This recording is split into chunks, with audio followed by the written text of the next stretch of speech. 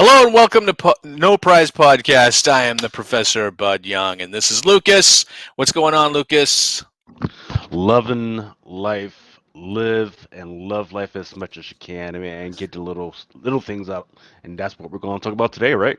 I needed that minute of the intro to wake my ass up. Got to do the hit yourself with Yeah, the I was like, coffee shots. yeah, yeah. Yeah. So For it's those that don't know, we do this early as heck on a Saturday morning. And this is like my third podcast of the week, fourth podcast of the third podcast of the night, fourth podcast of the week. See, the trick is get some of this stuff. I'm not going to even put the name out there like that, but you help. what- This is some of what- that drunken master juice, and you get on there. I'll the, take off the stickers because I don't want to influence the kids. But you hit this a couple times, you gonna feel all right. you don't even know what time it is then, so it doesn't matter. It doesn't matter, man. You know, it could be time for me to go to work. I don't know, man. But I'm just excited to talk about Marvel stuff. That's what's really important. And I joke about it all the time. That like, what am I going to talk about on a Saturday morning? I'm waking up and I don't know, and it's just like I realize I follow Marvel so much that we'll just riff and we could talk about whatever for hours. So They've got so um, much stuff, man. it is. It's just like a never-ending news cycle. Well, remember, back in the day when we used to force ourselves to do like 3 or 4, comics, man, and that was like, hmm ugh. And some of them just weren't worth it, man. But now that we've hmm opened it up a little bit, it makes a lot more of this makes this a lot more sense, man. So, Yeah, so yeah. Because I think when we review less comics, I think we end up picking the best ones that I think we both like, and then instead of being forced, well, not really being forced, but having to review comics that maybe nobody liked, you know. So I like it.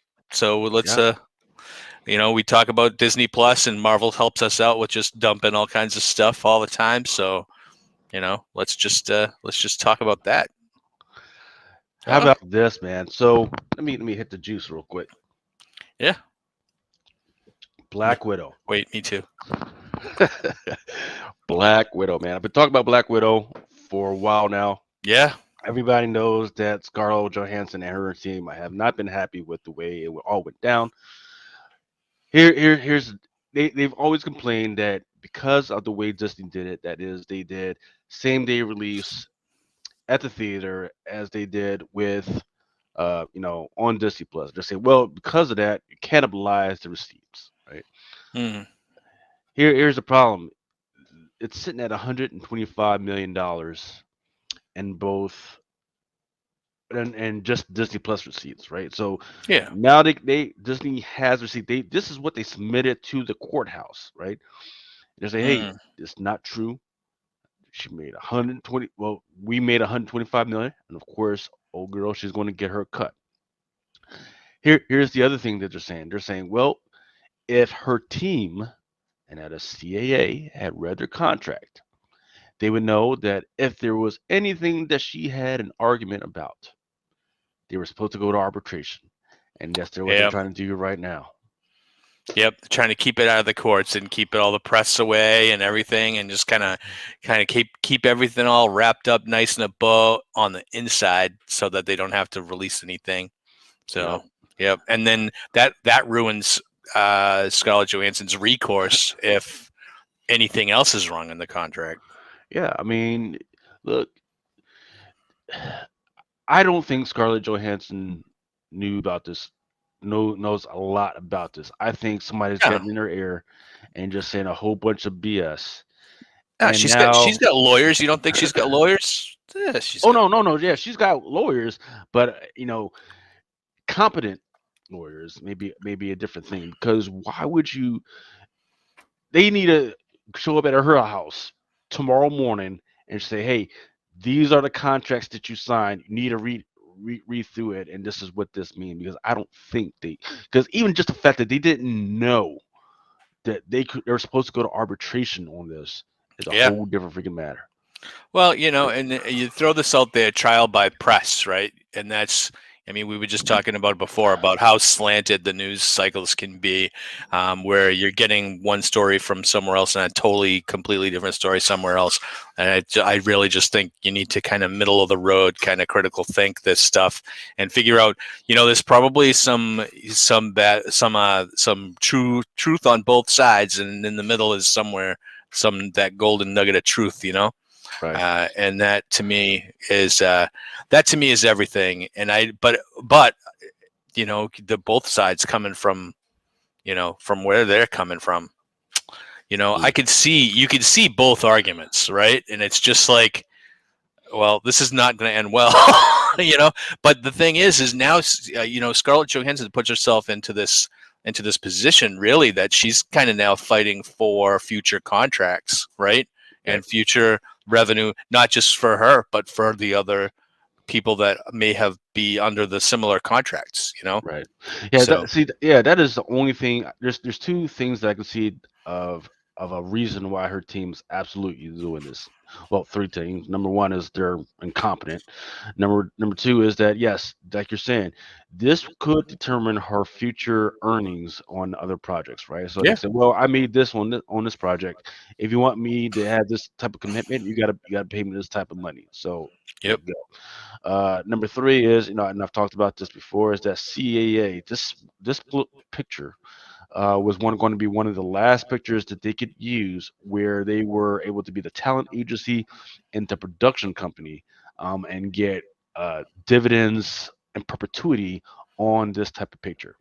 Um, so they're fighting for it hard because there's the Screenwriters Guild memo that came out where they're not going to be able to do that. So they're going to fight hard for their money because they're breaking up. And anyway, they're like DC Comics, man. You don't know if they're going to survive the next day, man.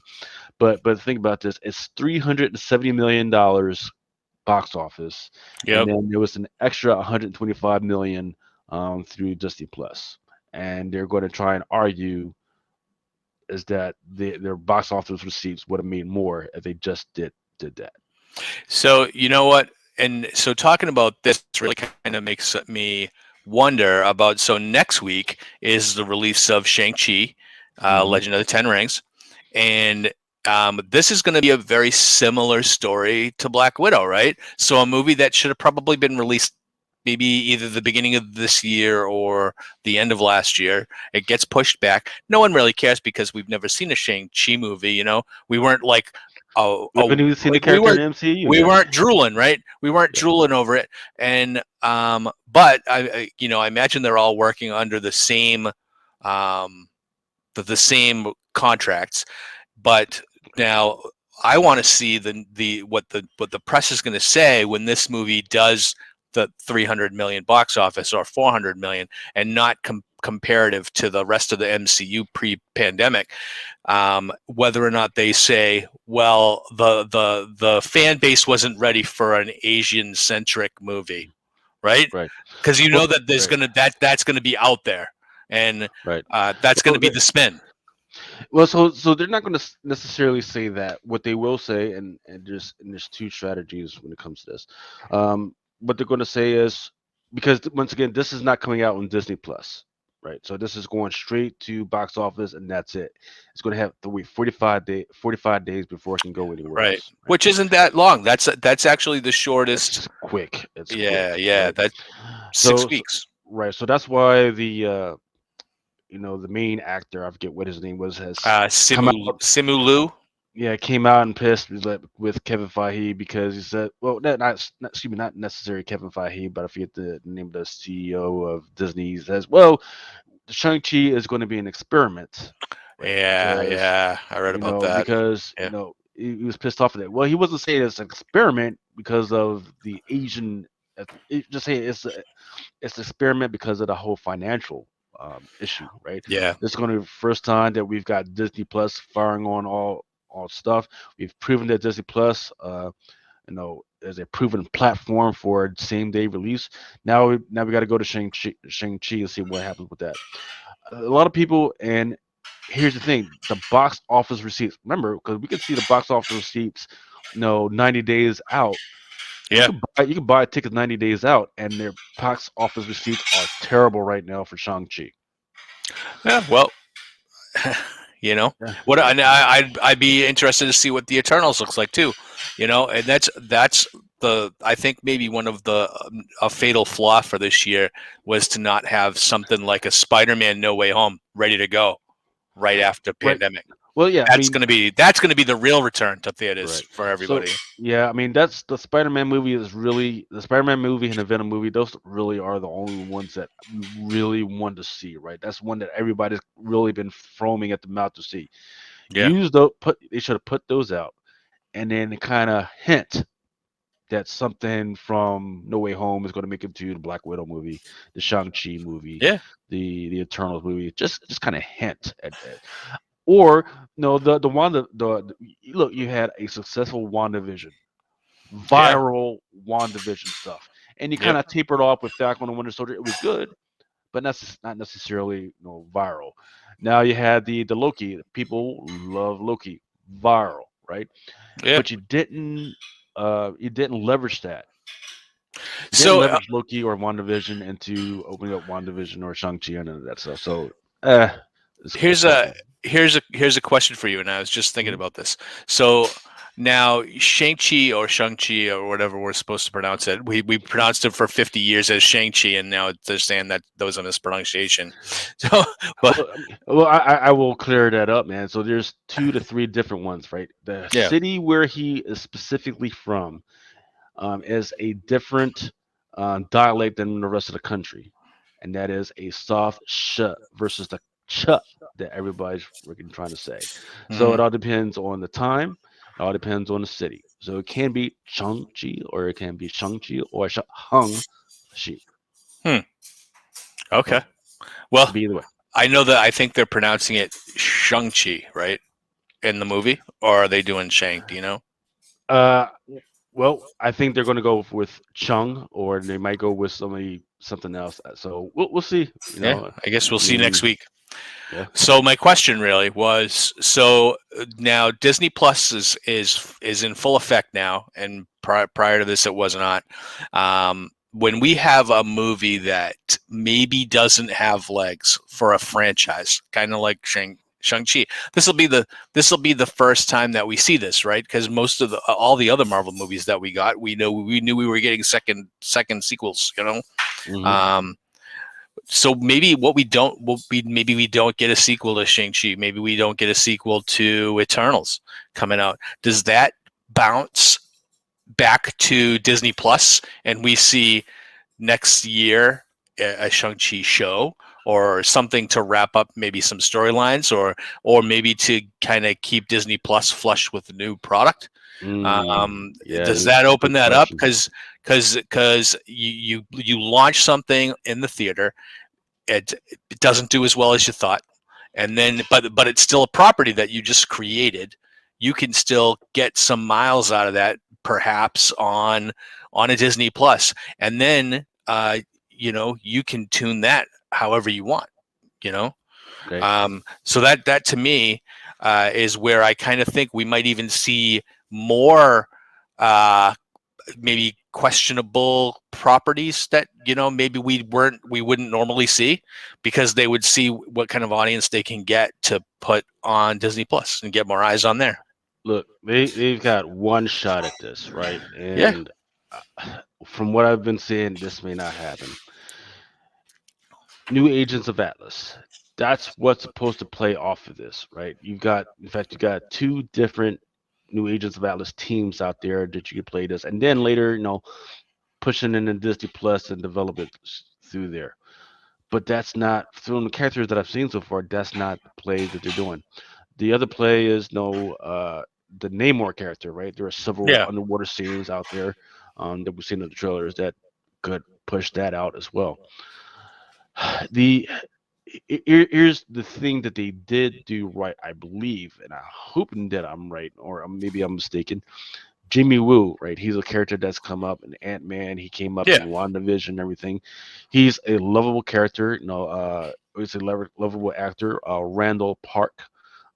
He's a lovable actor. He knows how to play his part. So whatever you do, hopefully he's inside Shang-Chi.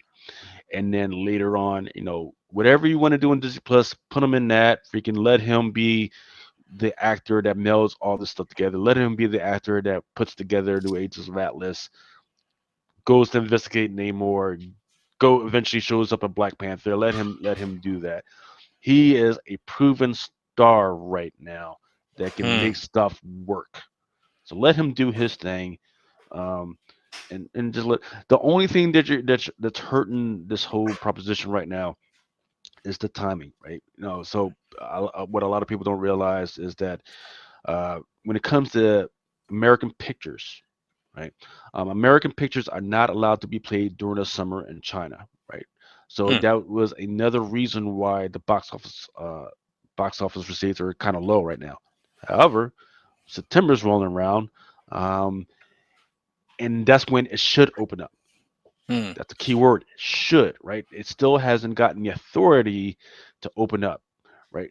So whenever that they get the authority to play Shang-Chi in China, that's when you really want to see what's going to happen with the box office receipts and see if it's going up. If it does, if it goes like freaking fire in freaking Yeah. China and all of us around, you're going to see a Shang-Chi number 2. You're going to see another Eternal is linked into this stuff, man. You're going to see all types of crazy stuff. So we'll see, man. The only thing here is the only wink link that I see is Aquafina, man. People hate that lady. She's funny, but people hate that lady, man.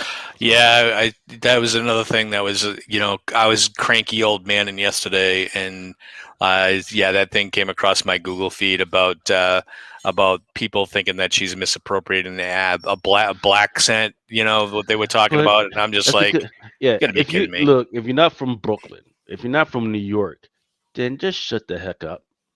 Just shut the hell up because it's not a black accent, it's a Brooklyn accent, right? It's a mixture Yeah, of that nice urban freaking style with the Italian freaking accent.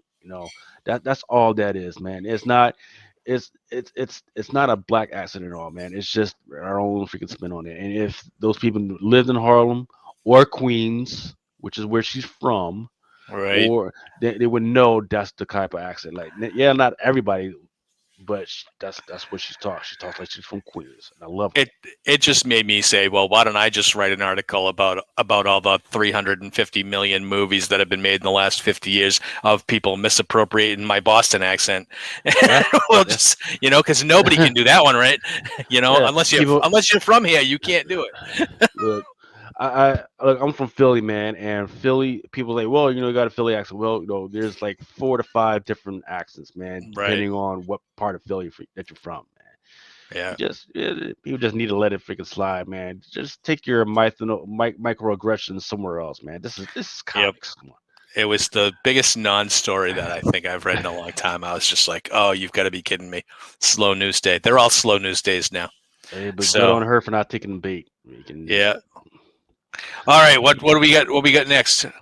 We got. Yeah. So What's up with this? NFTs, non-fungible tokens, right? So you get a copy of this on your hard drive, whatever, and that is yours to pass and collect and sell like you want. So this is they're trying to freaking close out, the hard copy stuff, right? Too much money on hard copies. So Marvel is going to try to make their money this way. About a month ago, I believe it was, they already did Spider-Man NFTs, right? So there's 4 different classes where it's like normal, which is like $13, and then there's like rare, kind of rare, and then extremely rare, which is like $400. Well, they're going to do one with the Fantastic Four right now and Doctor Doom, and I got to tell you, they're kind of childish, Hmm. but they're okay, man. It's fine, man. Um, So, I guarantee you this will sell out, but whenever it goes, but okay. So clarify that because first at first look when I just saw, I thought it was like a cartoon or something. But this isn't a cartoon. This is just like a collectible photo. it's a collectible file. Okay. It's a collectible file that you have a unique identifier token for that you only you and you have, and with that token, you could sell that at a price that you want. Okay. So all right. So I can't believe I'm going to go down this rabbit hole. Got to. Um, This is the future, baby. all right. So now we're talking about NFTs, so like non-fungible token. So right, Hmm. and so I know, when I mean, it's really kind of easy for me to kind of understand it as a collector or comic collector, right? I have a comic book that I have that you don't. And if you want it, you can pay me money for it and I'll give it to you. You have to pay my price, right? So Hmm. now this is just, it's not even something you can hold in your hand. It's unless it's maybe you have a thumb drive full of these things, Right. right? But they're digitally coded, so you're the only one that has that, and maybe that digital code is what, like a certificate of authenticity, right? Sure. So Yep. it's possible that other people could have, yeah, I mean, you could just take a picture of it on your computer and you own it too, but you don't own the original, Yes. Hmm. right? Right. So but what makes that original so valuable as a digital file? Because it Right. seems to me, Right. it seems So to me right. like, So just like you. So yeah. So go just ahead. like you said, if I wanted to, yes, I could take a photo of what's on my screen right now. Right. But the only way to sell these is you got to go through the marketplace, and that's how you know it's an original. If you go through, you know it's original if you can find it in the Vive secondary marketplace, and it's going to have its own signature token, like it's like a long ass certificate ID. Hmm. So it's not just, hey, I got this photo. No, it's a specific ID that's only able to be sold through Pacific marketplaces. So it's kind of like a VIN on a car. Yes, Okay. right. But the only way to get that car is you got to go to Abu Dhabi, the Pacific car dealership to get it. All right. So I have a couple of questions, right? And I love talking to you about this stuff because you are on top of it. And when someone like me that's been collecting for 40 years and all this new technology comes out and I really don't understand it. So this seems a lot to me like, like naming a star after someone, that company, like, yeah, Right. that's your star up there, if you could see it. Now, my question for you on this is, what does this mean for the comic book industry and the whole digital comics, where everybody's moving towards digital as a Hmm. way to collect comics? This is a way that you can actually have a comic book with its own identifier, right? Yep. Where you could have an NFT comic book, like a collectible. And to me, that seems to be like, this is what Marvel and DC should be looking at right now, right? Like we could have Yep. we're gonna launch our own digital comic. But it's gonna be like an NFT. We're only gonna make 1,000 of them or something, right? Yep. And then Let's uh, see. Let me is pull that this already up. something that's happening, Yeah, or that's what they're looking all for. right? That's what they're looking to do it. In fact, let me pull this up. So this is non-Marvel, but this is pretty interesting. Oh, excuse me. Floyd Mayweather. He's going to have a comic, but it's going to be by Heavy Metal. Here's the deal. Okay, In order to get that comic, you got to buy it as an NFT first. really? And you can Okay, only buy that NFT at thefloydnft.com. okay. So so a lot of these guys or creators that are doing Kickstarters and everything, this is probably what they're going to have to gravitate to. They're going to have to gravitate towards uh doing some type of NFT. I always talk about how speculators are gravitating towards doing cover art, making sure that the cover art is straight. This is just going to be another level where their cover art is going to have to be some type of NFT, um, because the biggest problem that we have right now is that a lot of creators will say, well, there's only 1,000 of this freaking particular comic book. Well, prove it. And we can't. It's, oh, well, just take my word for it. Well, that's not good enough, right? But Hmm. now with these NFTs, you're going to be able to see how many NFTs of a particular thing are out there, right? If there's 500, you're going to be able to see 500 in the marketplace. If there's 300, you're going to be able to see. You should be able to see 300. You should be able to see how many are available, or have ever been, or ever will be, of a particular one. So okay, uh, so now if let's say what's a real popular dogs playing poker, right? A painting of dogs playing poker. I Sure. buy an NFT digital copy of that, so I own that, and no one else can use it except me. Even though probably a billion people across the world know what it is, probably maybe have what as a screensaver on their computer. Let's Right. say Hmm. now uh, if someone else has that and is using that picture, but I own it, I own the NFT, Sure. can I prevent them from using that picture as a copyright? Like I own that, you can't use that, Right. take it down. Can I Right. So take them to court and sue them? no. So you don't own the copyright. You own the NFT. Totally different thing, Okay. right? Um, so another thing about the NFT is that it'll have very small details that that picture will not have, right? In some spots, I've seen 3D NFTs where you could go into your little 3D world and manipulate it and see all types of crazy details and everything.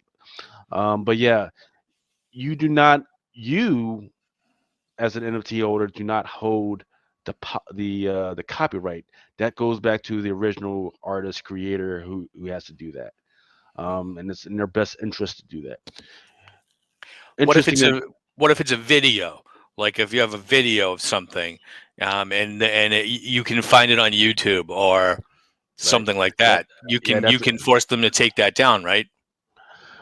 fortunately no. So for instance, NBA, the NBA right now they sell NFTs. Um, and their NFTs are video NFTs, right? Where it is a clip of your favorite in an NBA moment, right? Hmm. You own that NFT, that the certificate ID, the unique identifier, that is yours. But you cannot sue somebody for putting that on their YouTube. The NBA has to do that to protect the integrity of whatever's going on.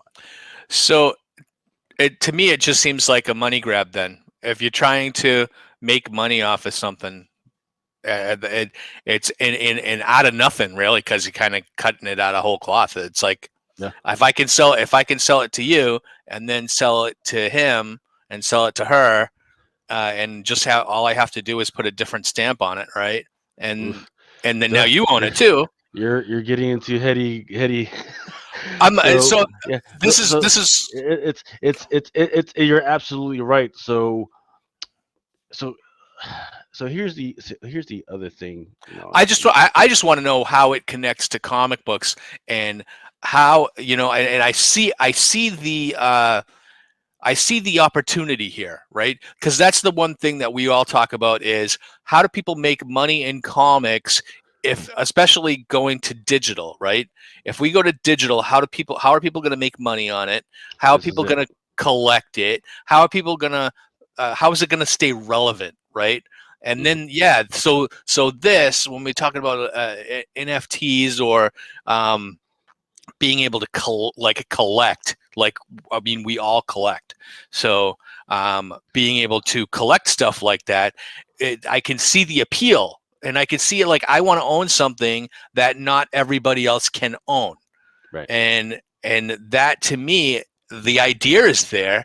I just don't know how you enforce your possession or you enforce your ownership on it, Well, that's the thing that's confusing me. right. Yeah, it's so for instance like Bitcoin or any of the other cryptocurrencies, right? Yeah, don't get me started on that. Yeah, each coin has a specific identifier, right?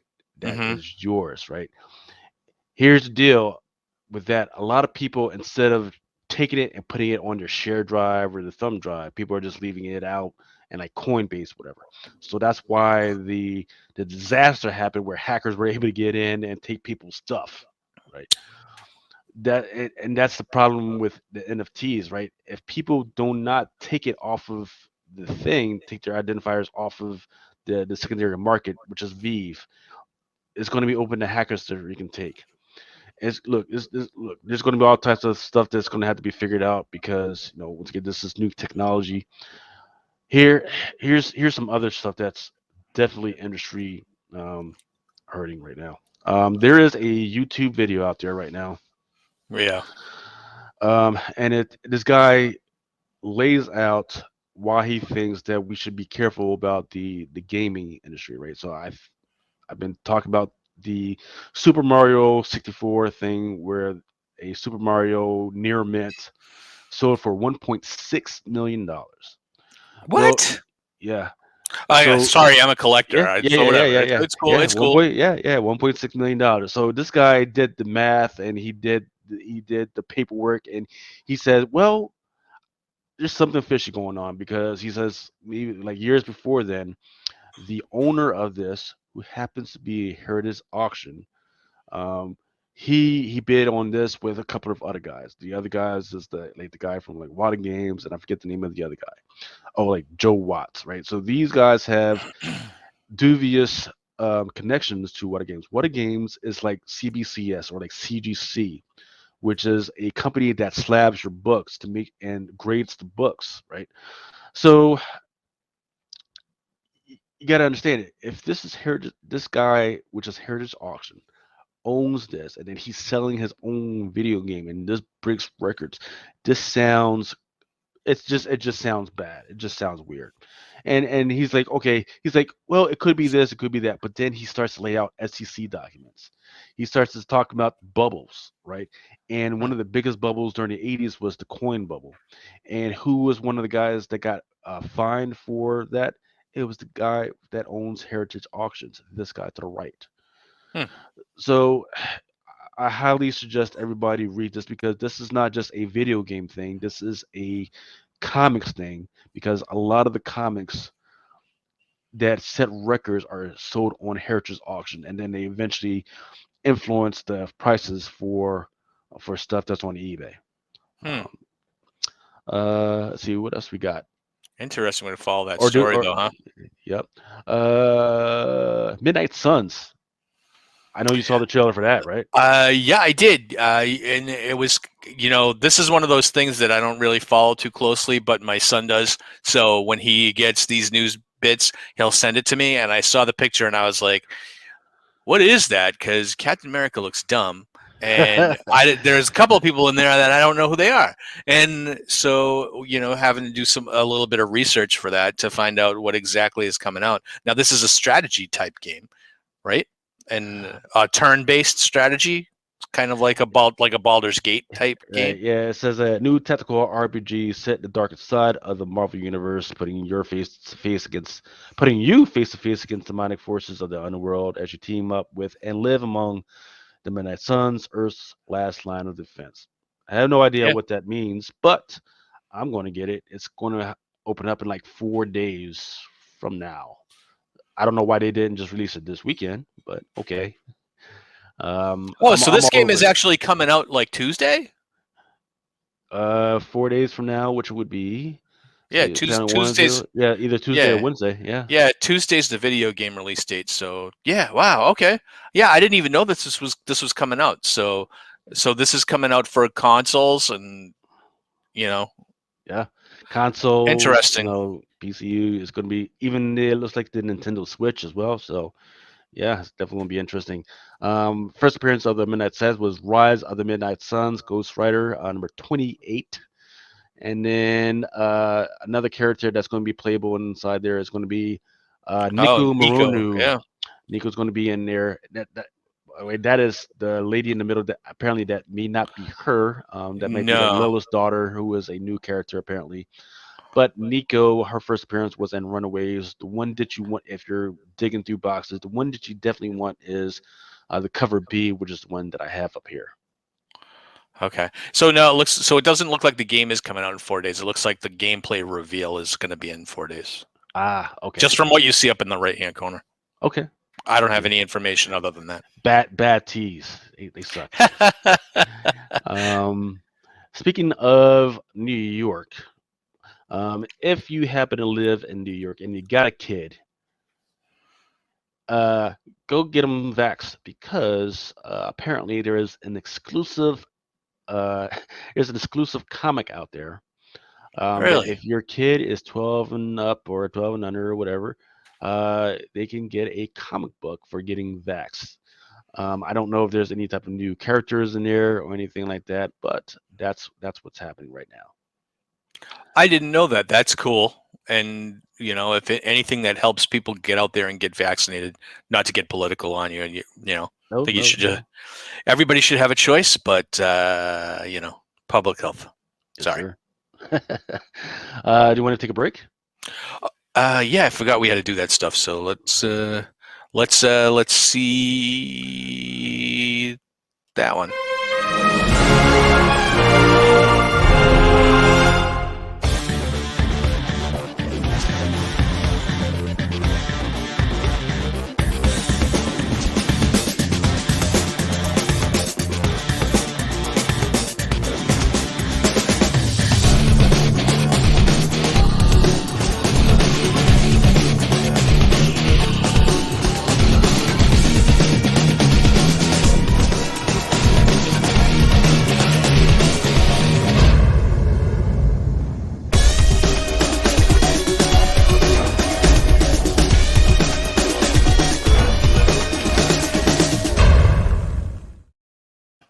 I would have totally talked through the break.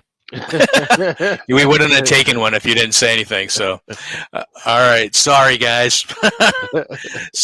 All right, so let's. Yeah, I was gonna say let's segue into what if we've had 2 episodes drop from the last episode we recorded, and I thought these 2 episodes. So there's one which is the Black Panther Guardians of the Galaxy episode, and then last week's episode was the Avengers episode, and I thought they were both fantastic and much better than the first episode that we saw. What did you think? We can break down both episodes, but I thought they were both really, really good.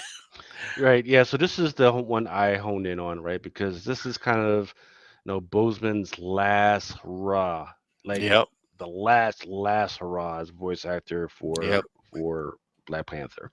And they gave him a great thank you at the end. I thought that Yeah. was great.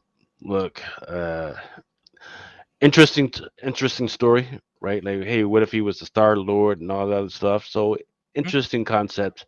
Um, look, from my bottom of my heart, I wish they would have done more with it. I feel like this should not be the end, right? I feel like they Yeah. should keep going with a Black Panther. I don't care who the voice actor is, just keep going. Just give me at least one more season of the Yeah. Black Panther. Give me something like that. Well, that's the thing about these what if they're all one shots. So you get these weird off the wall concepts that you wouldn't normally see, and it takes the stories in different directions that you didn't really expect it to go. Yeah. But the collector, man, I love the whole concept of the collector. I love that whole concept. I love that the fact that old girl, that one of his slaves finally got her due. I Yeah. love that. I thought, seeing these minor characters and they have more to do in this one episode of a cartoon than they did in the movie that they were in. I thought that was great because when they cast Benicio del Toro as the collector, I was like, wow, that's kind of a high-powered, Oscar-nominated actor to come in and play a relatively minor character and super minor in the Guardians of the Galaxy movie. He was in it for like 5 minutes, and to have him, like, they actually kind of show him like what he can do, or what he does, and you see his whole collection of stuff. And then they bring in Seth Green to play Howard the Duck, which previously had only been seen in like a quick shot, Yeah. and to give him like 5 minutes to do what he does. I thought this was a great episode. And then to have the thing, and I think a lot of the things, I think and for this particular episode, a lot of backlash online about Thanos putting aside his genocidal quest because he talks to Black Panther and realizes that there's other ways to do things, and I'm like, everybody was like, oh, that was that was stupid. But the way that I looked at it was, there is a reason that he's the king, like King T'Challa, because of his charisma and his ability to get people to follow him. And that was why I was 100% behind. Wow. All he had to do was sit and talk to Thanos, and Thanos changed his ways. But I actually thought like Thanos being a good guy in this was actually pretty cool. It was really, really a fun episode to watch, and it kind of made me laugh, and I thought it was great. And they can do things on the action side in this show because it's animated that they can't do, without spending $100 million in the That's true. movies. That's So true. I thought this particular episode was really, really good. I thought it was a great bounce back to what I thought was kind of a ho hum first episode. But this one was great, and I love the little stingers at the end where you saw Star-Lord at the Dairy Queen mopping the floor, Yeah. and they actually get Kurt Russell just to come in for 2 seconds and say, that, son. And I'm just like, oh, so now this episode's over and we're never gonna see that. But I thought it was kind of just fun. Good stuff, So man. tell me what you think the highlights were for the second episode for you, and then we just jump into the third episode. So the Captain Britain, I'm guessing the Captain Britain Peggy Carter episode, right? Yeah. Look, I'm not so high on that one. It was fine. Yeah. It was fine. So once again, I'm low on the potential, right? Like I think the potential would have been because Peggy Carter, she had her own uh her own show, right? People Yeah. forget that she had her own Yeah. show. Agent Carter. Yeah, Agent Carter. Yeah. I think the potential would have been to exploring some of that more in the cartoon and animation, and then let people understand like how important she is to Captain America and the way the Avengers and all that stuff, right? The whole thing of trying to build on that relationship, saying, hey, she and Captain America, they would have been buddies, lovers, regardless of whether he had powers or not. No, I get that. I get what you're trying to say, but nah. Nah, I'm not feeling that. No, her working with the Howling Commandos after that, like, no, I'm not. There's a whole bunch of stuff that I'm not feeling that just doesn't feel right. That feels a little bit forced in its way. I would have loved to have seen her like now. Okay, now that she's got the powers and all that, I would have liked to have seen her actually team up with the actual Captain Britain. I would have loved to see that side. I would have loved her to go over to freaking England, do that stuff because at that point, if England has their own Captain type America type deal going on, guess what? They don't need the Howling Commandos. They don't need Right. America to actually jump into the war at that point, right? Yeah. So explore that. Explore that. That would have been a great teaching moment, for everybody. Like, okay, and then let her fail, right? Because that would have been another great important people to teach people like how important America's intervention in that would have been. But they didn't take that. They just did whatever they were going to do, and They have 30 minutes to tell a story, so look, they have an hour. They got an hour of my time. yeah. Let's sit down and get it done. Half an hour because I so I've had to watch the last two by myself, right? Because once we sat down for the first one, and my wife and kids were like, "That's it, 30 minutes." Yeah. They've lost interest. They they don't have. They're not begging me on a Saturday morning. Lad, all right, let's watch this. No, 30 minutes. That's not enough family time. To get us acclimated and sit down and ask questions and all that. So they need to fix that. Look, we're hungry for it. We like what they're putting out. Just give us more, man, Yeah. or give us two in 1 week. But That would be great if they doubled up the episodes. That would be cool. there's enough material. How many Yeah, issues of for What sure. If were there? There were a lot. And Yeah. a lot of those what if stories from the 80s and 70s are all actually happened in the comics by now. Like we were talking about this on Old Timers last week. All these what if stories were mined for actual stories in the Yeah. MCU. And So now they're gold mines, right? They're hitting yeah, hot, right? yep. That What If Jane Thor, man, that's getting some good money. Yeah, yeah, So that but and Captain America and the Hydra and all that stuff. So that is what it is. So, but so the third episode, man, was surprised. So it actually took me by surprise. It was one of those stories that when you got to the end, I was like, I did not see that coming at all until like maybe 2 seconds before it actually happened, right? With so the third episode, the premise to this is Nick Fury is putting the Avengers Initiative together, but while he's putting the initiative together, someone's killing his candidates. So right. you see in the first 5 minutes, Nick Fury and Black Widow meet Tony Stark at the donut shop, and he's killed in the donut shop, and they don't know how he died. And then they move on, and then you see Hawkeye get taken out, and then you see the Hulk get taken out, and then Black Widow gets taken out, and basically the whole roster is decimated. And so now Nick Fury is trying to figure out what the heck is going on, and it turns out that it's Hank Pym Yeah. as Yellow Jacket. And I'm just like, oh my God, this is like this. And that was the best twist, because that was something that happens in the comics where Hank Pym goes nuts and turns on the team. But they never went down that road in the movies at all. So seeing that kind of portray itself in the cartoon, I was 100% behind it as soon as it happened. I was like, oh my God, this makes so much sense now.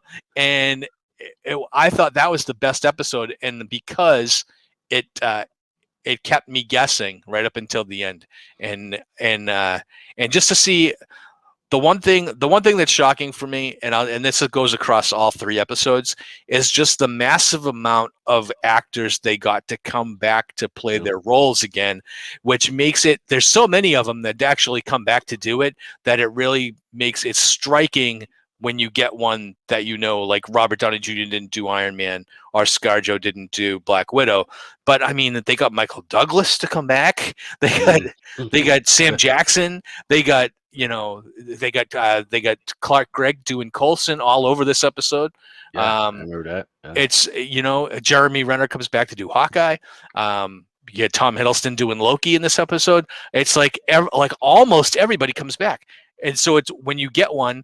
When you realize that, hey, that's not Chris Evans doing Cap, it like hits me like, man, why didn't they just come back and do it? Because he was too busy doing 10 seconds for Free Guy. Well, yeah, I did read that it was a scheduling conflict for most of them. So, yeah. Well, I know Robert Downey Jr. just said he's done playing Tony Stark. So, and I don't have a problem with that, because a lot of these guys the voice actors sounded exactly like the people anyway. Yeah. So, and the good thing, the one thing that keeps me guessing about this What If show is I don't know what's next week. I don't know what's coming up. They don't really talk to you about what's coming up next week. That's good. Right? I know that there's supposedly like a Marvel Zombies episode coming out, and then I know that there's a Thor episode coming because Chris Hemsworth comes back to do Thor. I heard that, and he hasn't been anywhere yet. So even though Thor was in the last episode, he didn't say anything. So Yeah, it's been exciting stuff. Absolutely exciting stuff. Absolutely good stuff. Man. It's great, and you know what? I did not. I came into What If with low expectations. Just it wasn't something that was really on my radar, and it wasn't something that I've never been overwhelmed with Marvel's animation studios. With their cartoons, their previous attempts at cartoons, I never bought in, so to speak. This with the animation in this, just class. It's unbelievable, unbelievably great. So Disney Plus, I mean, they haven't done anything wrong yet. I'm waiting for myself to not like something that they're doing, and I just keep thinking strong efforts. Well, so have you watched Cruella yet? No, I don't watch the Disney stuff. It's just... Oh, is it bad? Oh my God, it's so bad that in their last earnings release, they blamed the loss of revenue on Cruella. Ooh. That's brutal. Imagine you being your project being the one thing that brings down that Ugh. puts your company in a negative, $1 billion company in a negative. Ugh. Oh my God, Ugh. man! And they're going to do a Corolla too. That's what's the most interesting thing. Why? Well, you know what? Because it's tough, man. It's tough, man, to blame something, to blame a loss on a property that should have gotten a theatrical release that didn't.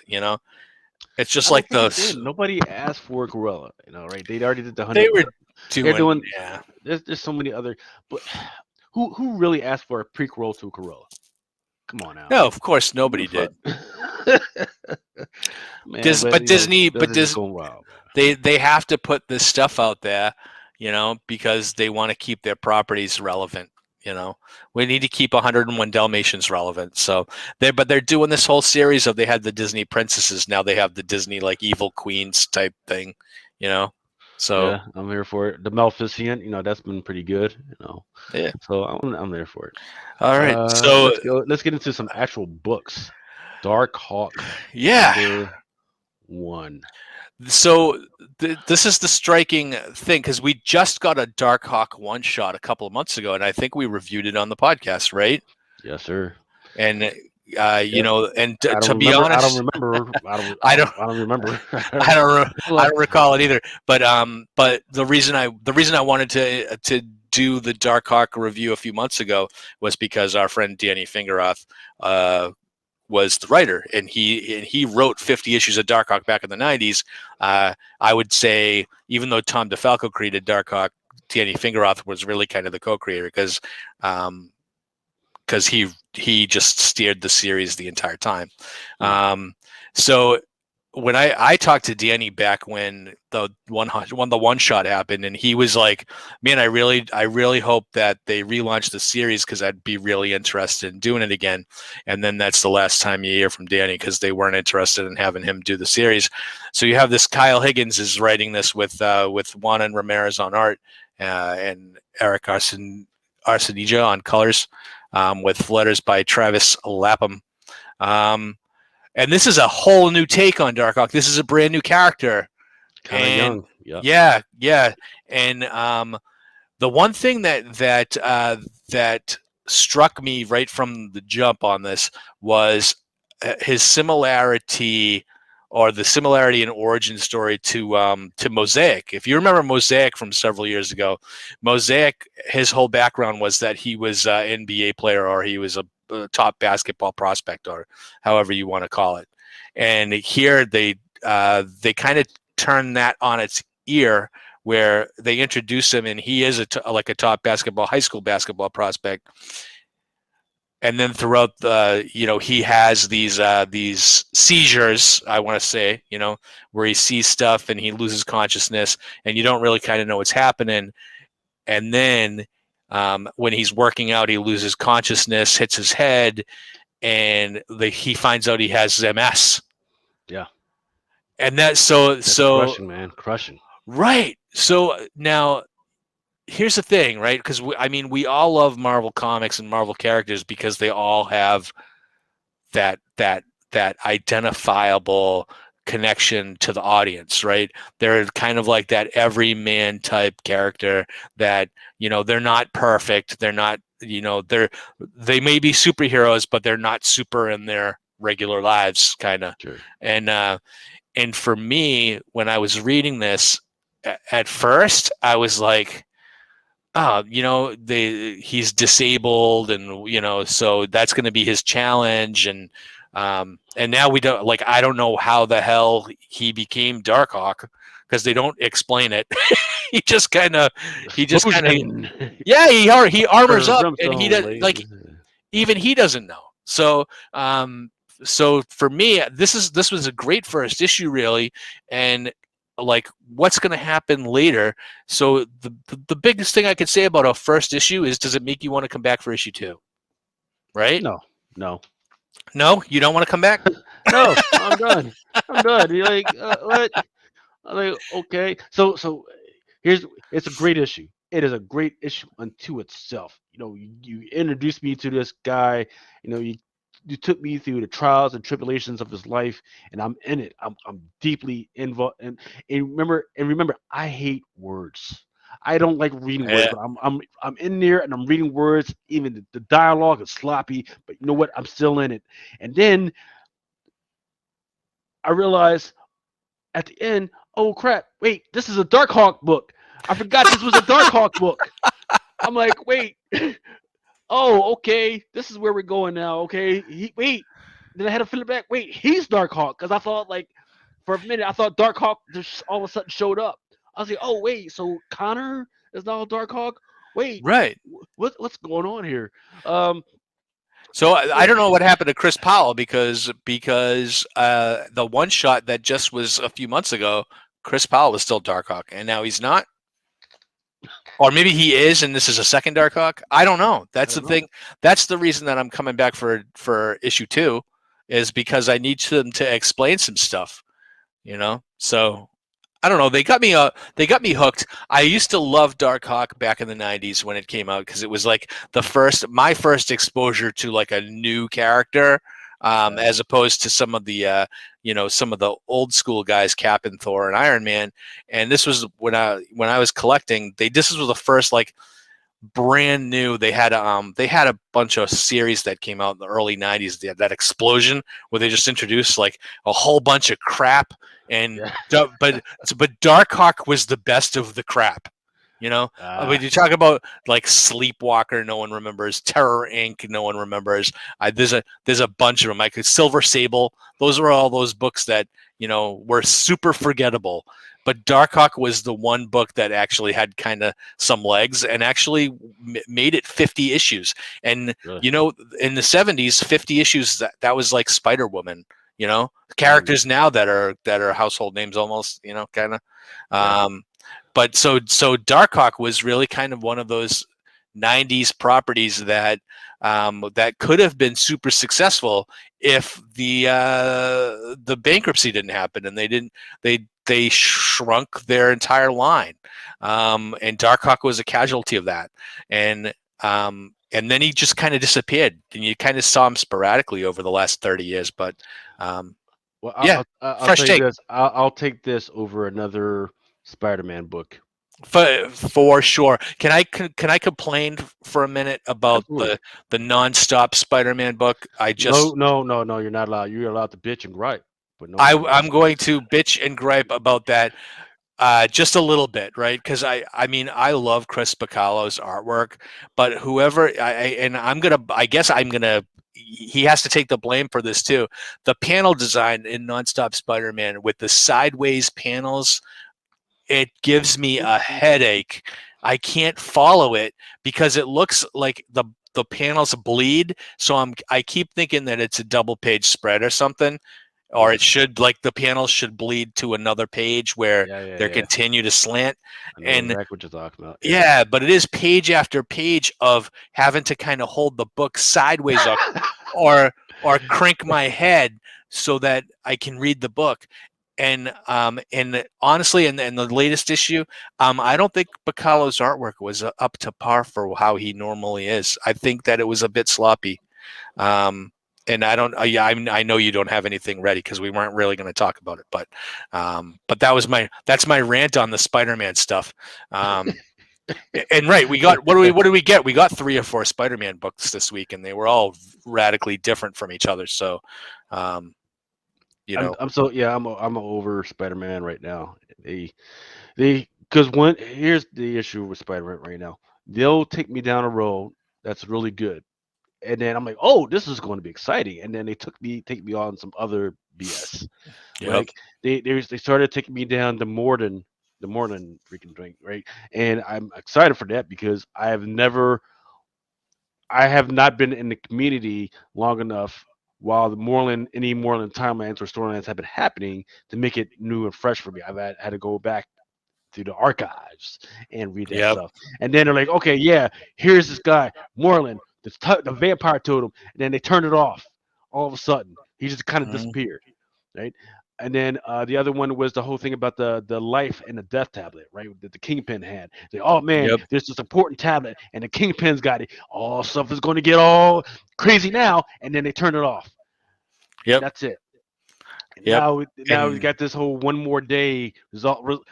When did one more day happen? Like 6, 7 years ago? no, it's been 10 at 10 years least. ago. Okay, it Yeah. was 10 years ago. Now they're trying to turn that back on and make that something. Excuse me. Well, Okay, just leave they're that movie. reversing it. I think they're going to they're going to fix it. They're going to fix it. Doesn't need to be fixed anymore. I'm sorry. It's but Yeah. yeah. Well, so Nick Spencer, who I was a huge fan of when he came on the book. It just seems like he's doing too much right now, and I know he's trying to wrap stuff up, but this is his last storyline. And yeah, there's a lot going on. There's a lot going on, and it's not really a great jumping on point. If you wanted to jump on for Spider-Man, wait until October. just wait. Don't get in there yet. Um, let's go to this one. United Oh States yeah. Captain America #3. Joe Gomez, Captain America of the Kickapoo tribe, was the main Captain America. So for what the last month or month and a half, they've been bringing out these new Captain Americas. Some of them have been hobos. They've been kind of interconnected. In the meantime, there's this dual team of villains that have been trying to kill these guys, and then uh, Steve Rogers and Falcon have been going around the country trying to save these guys because they really do believe that they are doing good work. Mm. And in this one, Joe Gomez it looks like he's the next one in line, so they're going out to figure out what's going on, see if he's okay, and all the other stuff. It was kind of interesting. Loved it. Hey, do what you do. I don't mind it. Right? Here's the problem: the art design. It drives me nuts. What the heck is this? Are you, This is his combat uniform. are you talking about the character design? Okay, not the actual artwork in the book. No. Okay. So here's where it really got me, right? Look, Native Americans, they are an important part of our history, an important part of our country right now, right? Let's and if you're going to put them in here, make sure you get it right. At one point, um, Steve Rogers and Falcon Soldier, Falcon, they're like, all right, we gotta go. Joe, thanks for help. We're gonna go out the door. We can go after these guys. And Joe Gomez goes, nope, you go. I'm going with you. Just let me suit up. And this dude gets on his Harley in this get up. Here's the problem with that. I know every 60, 70-year-old white American thinks that Native Americans fought like this, but they do not. And if you're going to do this, you got to dispel those freaking misconceptions, man. Look, this is ceremonial dress, right? This is like a tuxedo or a ball gown, right? They are not going to go to war in feathers, right? It's not going to happen. Imagine you're trying to sneak up on an enemy, and all of a sudden they're looking out for you, and they see a bunch of feathers and shit, a bunch Yeah. of freaking grass. The bright Come on, red, white, and yeah, blue coming right, at right, you. right. Like, what is that? I don't know. It's some weird bird out there. I don't know what the heck is going on. Like, dude, and then you're going to get on a Harley. Really? There's some moccasins. Really? I'm sorry, man. This is ridiculous. So Get it yeah, right. You yeah. got to get it right. You got to. I like the fact that you're trying to do something, but you got to get it right, man. Especially if this dude is getting ready to go to war. He's getting ready to go to war against these two people that want to kill him, that are that have dynamite, and this is what he wears. He even brought out. Look, he even brought out a shield, right? What were the Native American shields made out of? They were made out of buffalo skins, I believe, and that's what he's Yeah. going. That's what he's fighting with. He's fighting Yeah. bullets with a buffalo shield. Really? That's what we're Fighting. doing now. So yeah. So I get where you're coming from on this, and it's like I almost like I can't really hold Chris Cantwell responsible for the writing on this book because I think he's only doing what they tell him to do. honestly. I don't really think that this was his idea to introduce a bunch of different Captain Americas in every issue. And I think that this was higher up, maybe let's blame Santa Amanat for this. But uh, the whole thing, this whole thing really is kind of coming at me the wrong way, and maybe I'm wrong. Maybe it's the interpretation that I'm getting from this is, for me, like every like this is supposed to be conditioning us to say, what does your America look like, right? So Captain America's Steve Rogers' viewpoint is the viewpoint of one person and what America means to him, and how the fan base, it really kind of follows Steve Rogers, and you can see like Steve Rogers' interpretation in the Avengers movies, this, the spirit of America, the never say die, the never quit. So but that is how, not everybody in America sees America through the lens of Steve Rogers.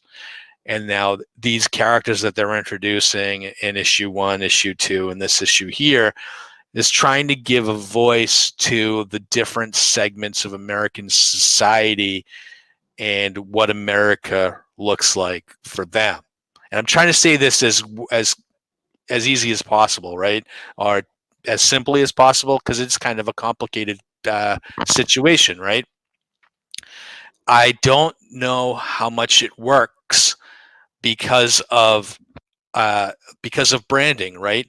The Captain America stands for, the symbol of freedom, and they've always explained since Mark Grunwald's run 30 years ago on Cap, that Steve does not represent the government. Steve's beliefs reflect him as a person, and it's made him run into against the government a few times. Most recently, Civil War. When he runs up against Shield. So I see where they want to introduce these new voices, or say, oh, now there's an American Indian, Native American character that is Captain America that looks like me. Or in the first issue, there's a gay character that's Captain America that looks like me. Or there's a person of color at Captain America, that could be me.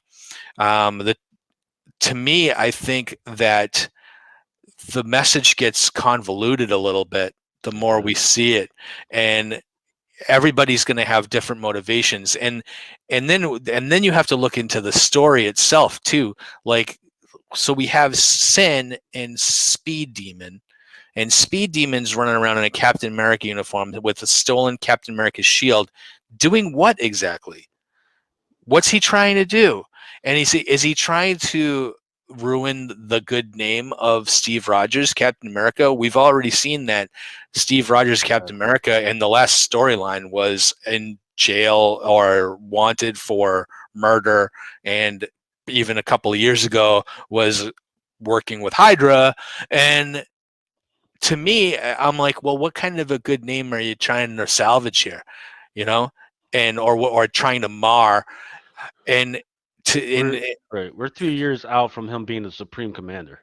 Right. So to me, this storyline, where I understand where they're coming from, I just don't I don't know. And then when we go into, we introduce Joe Gomez, and he's the Captain America of the Kickapoo tribe. Now, that, I think that opens up a whole can of worms, and I haven't seen anything on social media, and I bet you we probably will by the month is out. So they introduce a Native American, or Captain America, and and forgive me if I'm wrong, but do Native Americans call themselves Native American, or do they? They did not. They have their own, autonomy. Right. So they're either Navajo, or they're Kickapoo, or they're Sioux, or they're whatever, right? They don't call themselves Native Americans because they don't call America America, right? They didn't have a name for America. America was named after a Spanish explorer, right? Yeah. So America Vespucci. yeah. So for me, it's almost like and now I don't think Native Americans are very much to get offended like some other people are about. I think more people get offended for them than they get offended themselves. It's kind of like they're kind of like me. I like Irish people. Irish people don't get offended about anything, stereotypical. Yeah. And He was for a like, "Hey, lot, you didn't stab me today. All right, good. All right, we're oh rolling." yeah, I'm a drunk. I drink a lot. I'm a lush. I must be Irish. You know, Yeah, and I don't. It's like none of that stuff affects us. And I think, and from talking to Native Americans, I know that there are exceptions to every rule, but a lot of them, we're talking about the Washington Redskins. Like how they changed the name of the football team and like to the demand of no American Indians ever. People were offended for them. So here I just think that there are going to be a segment of the population that is offended for the Native American tribes, for someone walking around calling himself Captain America. You know, right. Yeah. and that's what I was It, seeing, and I don't want to go any more down that road, but that was what I was thinking, and where I think good intentions may backfire. You know, I don't. It is what it is, man. I'm not sure why. Here's another problem that I have. I I could have sworn we just had. Didn't we just have some stuff going on with Danny Moonstar? yeah, in Like the he, Marvel Voices book. right, yeah, we got Danny Moonstar. There's so many Native Americans that are already inside the MCU right now. You Mm, know, so do we really need? Do we really need a Native American Captain America to do anything? Look, I can go down the line: American Eagle, Black Crow, Crusader X, Daniel Moonstar, Echo, yeah. and on and on and on. And here's another thing: there is a Native American called the American Avenger inside the Marvel universe. Okay. I've never And even heard of and that character. yeah, yeah, and I'm trying to see what he looks like. Yeah, let's see if I can bring this over. Uh-oh. Did you Yeah, it lose it? doesn't want to. Yeah, it doesn't want to go. Oh, wait. Yeah, because I'm looking at the guy's uniform. Is it similar? Yeah. Well, it looks like it. It doesn't look similar. It looks like a freaking Captain America uniform. This guy right here, USA Comics number. Oh shoot. Oh, so that's the 1940s, huh? Yeah. There you go. Issue number 1. That's his first appearance. There you go. Look at That's that. that's that's the American Avenger. Hmm. The name is Backy. Rolls around with a dude named Gacho. So Oh, there's some racial stereotypes in that artwork. That's yeah, that's so. So there we go, man. Freaking Marvel, you're doing too much, man. I need to calm yeah. down. So that's I mean I'm enjoying. I guess I want to say I'm enjoying the storyline. It's just I don't really see the point. I don't know why. That it takes Captain America, Falcon, Winter Soldier, and probably U.S. Agent by the time it's done to take down friggin' Speed Demon. It's it's not something that they've ever had a problem with before, and I don't know why the motivation is continues to kind of ruin the supposed good name of Captain America. But what are If you gonna do? tactically, if I was going to go up against somebody that was speed, wouldn't you just call up another speedster and have them handle that? Yeah, and they actually went through at the beginning of this issue. They went through all the speed characters, and like literally with the it was like they ran out of people. They were like, "Is it Quicksilver? I don't think so. Is it North Star?" Just like, oops, that's it. Ah, man. But yeah, it was. I don't. It just kind of seemed like it's a by the numbers. This is an editorial mandate to introduce these characters, and it doesn't have to be quality. So I'll wait till the end of this storyline and till we get a new Captain America book.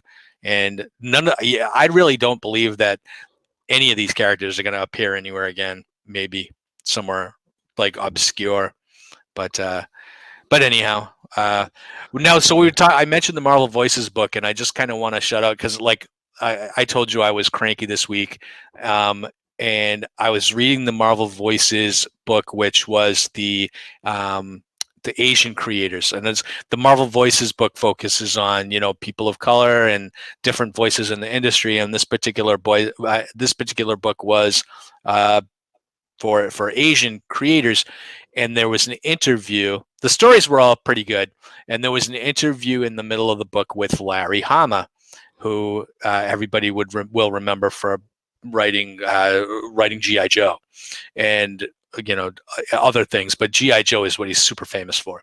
And so there was a 2-page interview with Larry Hama where he's telling a story, and they quoted him of telling a story of a art art lesson that was taught to him by Gail Adams, Wow. Okay. which was obviously Neil Adams, but it was published as Gail Wow. Adams. Yeah. And Like, that really kind of set me off a little bit, because I was like, the thing that bugged me on it is that, to me, it seems like if you're going to go to the lengths to interview someone from the past, so, like, obviously you hold some of these creators in high regard, and I really kind of think that the the old guard, the people that came before you, are the people that deserve the respect and the homage, and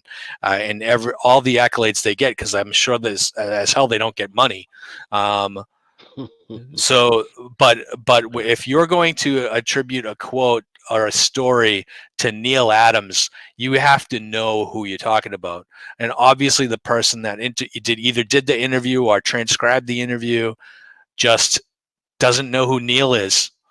And not only that, was whoever proofread that, the editor, they don't know who Neil is either. super And that fired. to me, it was an insult when I read it, and it was kind of funny, because I read the quote twice, and I was like, I don't know, I've never even heard of a Gail Adams, but this really sounds like it could be from Neil, and I was like, it has to be Neil. So I was really kind of angry about the whole thing. So it really set off my cranky old man alarm, and I just wanted to kind of shout that out. So, editors, writers, creators, man, don't rest on everything that you're doing right now. You have to look to the past. If you're going to talk to someone about the past of comics, educate yourself a little bit.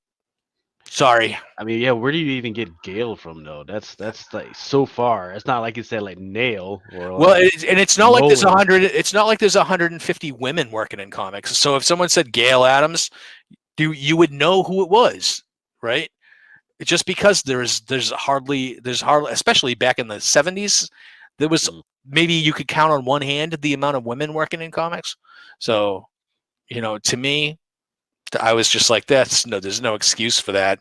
There's just no way that should have ever got by editorial without a rewrite. So, Yeah. all right, but other Um, than that, I thought that book was good. So, all right. Do we have some time to do some quick pick these up? yes, really quick. All right. So these are coming out this week. So if you see these in your LCS, pick these up. There's a 150, and I guarantee you, somebody's going to forget how much it should cost. Dark Ages #1, the Stegman variant. There's going to be a new villain. Looks like it's a Celestial, and there he is right on the cover. That one's going to be at 150. So pick that up. Even if it's like 20, 25, 50, maybe $40, definitely pick that up. The Demon Days Curse Web #1, a Frozen Virgin variant. Pick this one up. It's a 1 to 100 variant, yet already on the secondary market is going for $150.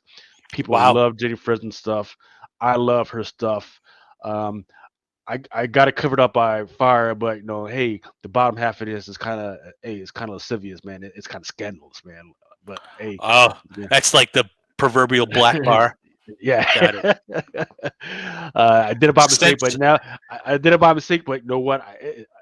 Now that I think about it, it's in the right place. it's a little seduction of the innocent stuff, right There there. you go. And believe it or not, Midtown has their own retailer exclusives out there. People really haven't been feeling, but I know that Momoko lovers, Peach Momoko lovers will love this one. They've got Midtown is coming out with this one. It's only going to be $20. So if you can find it for cheaper out there, pick that one up. Moon Knight has number one has a second print. That one was the first appearance of the Hunter Moon guy. He's got a Steve McNiven variant, which is already sold out. I'm talking about at the Diamond System. The retailers cannot reorder the one-to-one of this one. People love Oh. Steve McNiven's cover art. It's a great one. Here's the problem: there's a 1 in 25. It's not so good. Leave that alone. That one's ugly. I don't know what they were thinking with this one. It's like a kind of a pen and ink and whatever. It's not so good. So if you see that one, leave Is that one that alone. John Romita though? Yes, sir. It's a John Is it Romito 1 in 25. Yep. Junior? John Romita Jr. Yeah. Yep. John Romito Jr. Yep. Yeah. So leave that one alone, but do pick up the 1-on-1 of that one. Uh, do pick up the Star Wars High Republic number 9. There's a Phil No 1-on-1. Do pick that one up. Um, Also, do pick up the 1 in 25 by Lin Noel Francis Yu. That one's a beautiful cover. Pick that one up. Nice. Do pick this one up, the Ultimate Comics Fallout number 4 facsimile edition. This one's an open order, but it is already sold out in the retailers, so retailers cannot reorder this one. Look, I know people are hate facsimiles, but guess what? 2 to 3 years down the line, this is going to be worth at least $50. So pick that one up. And that's the first appearance of Miles Morales, right? Yes, sir. Mm-hmm. All right. FOC, quickly. FOC, Amazing Spider-Man number 74, the Alex Lev. He's been doing some great stuff. His Doctor Dooms are off the chain. If you want, take a look at this. You can order or tell your retailer that you want this one. I know there's going to be a lot of Amazing Spider-Mans anyway, but I like his art. But you never know. Let's see what else we got. Avengers number 47 has a second print. That was the first appearance of what's your name, Bella Love, as the Red Hulk, She Hulk, whatever. A little interesting. And then Spirits of Vengeance, Spirit Rider number 1, second print. People have been talking about this one. People definitely like what's happening in the guts of this book, and people like That, the look of yeah, this cover. that was a good book. I liked it.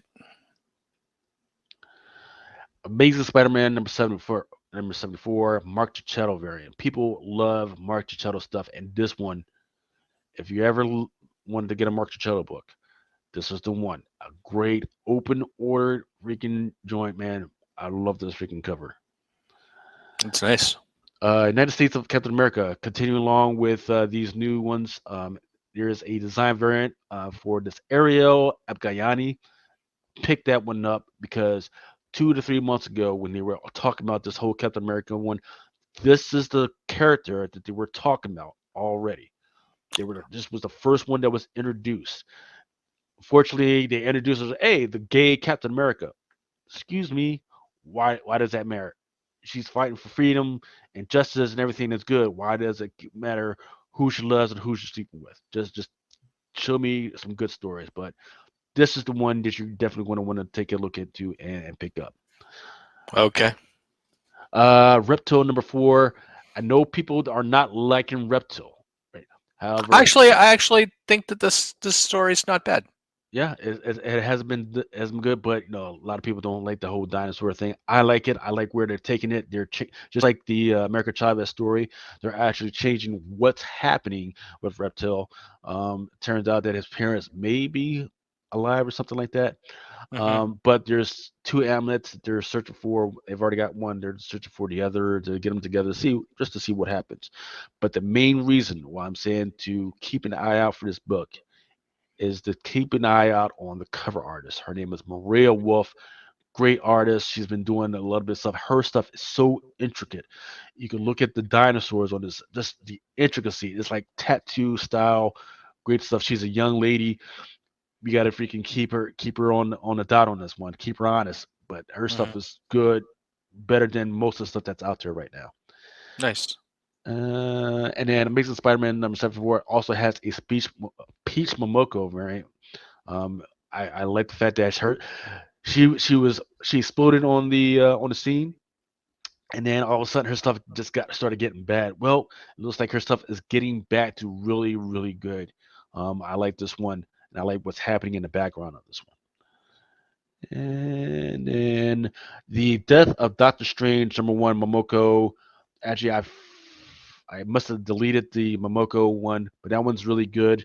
And then this one that's right there, this one is a Hans variant.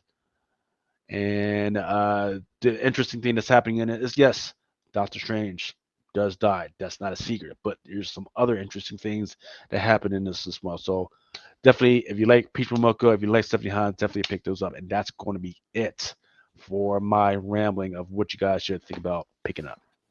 All right. Well, why don't you pick up this episode of No Prize Podcast, and we will be back in 2 weeks, and we'll be out of the summer into the fall, and Pumpkin spice lattes. I don't know. Baby. This whole summer's been kind of a bust up here because when it's not 100 degrees and humid, it's been pouring out. So, yeah, it's been a real kind of a bummer of a summer. So, it keeps you inside instead of out there catching the COVID. You know what I mean? that's true. So, all right. So we will see you in a couple of weeks, and I can't find the outro. I'll do the intro. There it is. Intro. Hit me off, Johnny. All right. We'll see you in a couple of